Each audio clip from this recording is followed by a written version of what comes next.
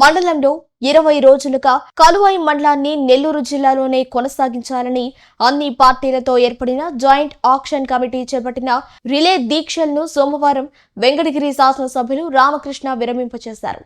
కలువాయి మండల ప్రజల మనోభావాలను దృష్టిలో ఉంచుకుని ముఖ్యమంత్రి నారా చంద్రబాబు నాయుడు దృష్టికి ఈ సమస్యను తీసుకువెళ్లి పరిష్కరించే విధంగా చేసినట్లు ఆయన ఈ సందర్భంగా తెలియజేశారు. కావున రాపూరు, కలువాయి, సైదాపురం 3 మండలాలు నెల్లూరు జిల్లాలోనే కొనసాగుతాయని ప్రభుత్వం నుంచి స్పష్టమైన హామీ వచ్చినట్లు ఆయన అన్నారు. అందువలన కలువాయి బస్టాండ్ సెంటర్లో చేపట్టిన రిలే దీక్షలను విరమింపచేయాలని జేఏసీ సభ్యులను కోరటంతో వెంటనే ఎమ్మెల్యే రామకృష్ణ చెప్పిన మాటలకు సమ్మతించిన సభ్యులు దీక్షను విరమింపచేశారు.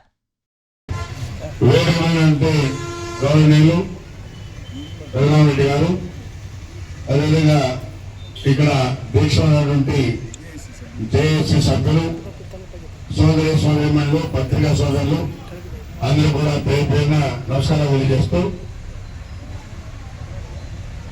ఇది మనం పెట్టింది కాదు. గత ప్రభుత్వంలో పాలకులు ఇది రికమెండ్ చేసినటువంటి కథ ఇది. అయితే నేను 22వ తారీఖునే ముఖ్యమంత్రిని కలిసి లెక్కపూర్వంగా ఇచ్చి ఆ రోజు చెప్పా, సార్ కలవాయి 140 కిలోమీటర్లు తిరుగుతుంటుంది, కలవాయిని మనం నెల్లూరులోనే ఉంచాలని చెప్పని ఆ రోజు చెప్పి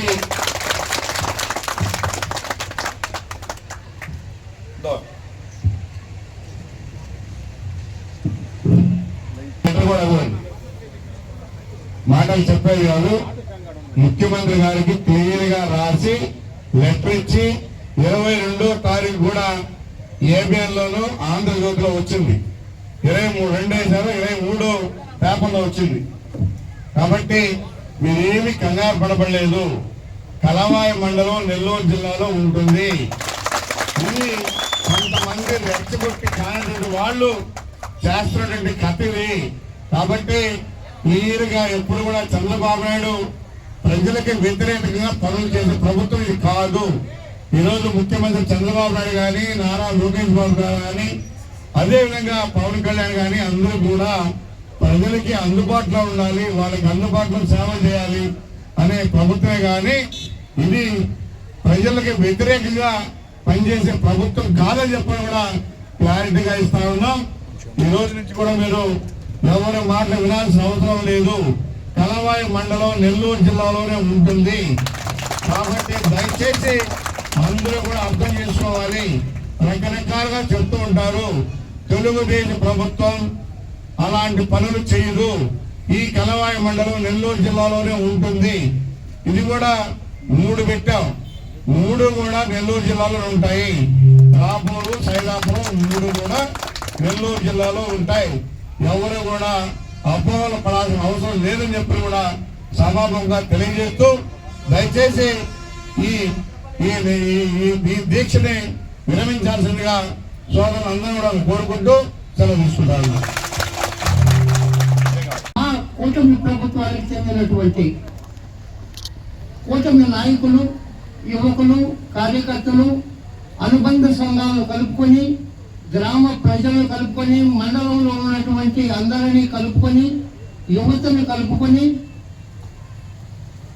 అన్ని రకాల వర్తక, వ్యాపార, ఉద్యోగ సంఘాలను కలుపుకొని, పెద్దలు, సీనియర్లందరినీ కలుపుకొని, అందరితో మాట్లాడి ఒక జేఏసీగా ఏర్పడి గత నెల రోజుల నుంచి కలువాయి మండలంలో బస్టాండ్ సెంటర్ నందు ఈ కార్యక్రమాలు నిర్వహిస్తూ 21 రోజులుగా రిలే నిరాహార దీక్షలు నిర్వహిస్తూ మన యొక్క అభిమతాన్ని పైకి తెలిపేందుకు మనం చేసినటువంటి ప్రయత్నానికి, దాన్ని దిగ్విజయంగా నిర్వహించినటువంటి జేఏసీకి సభ్యులకు, సహకరించిన మండల ప్రజలకు,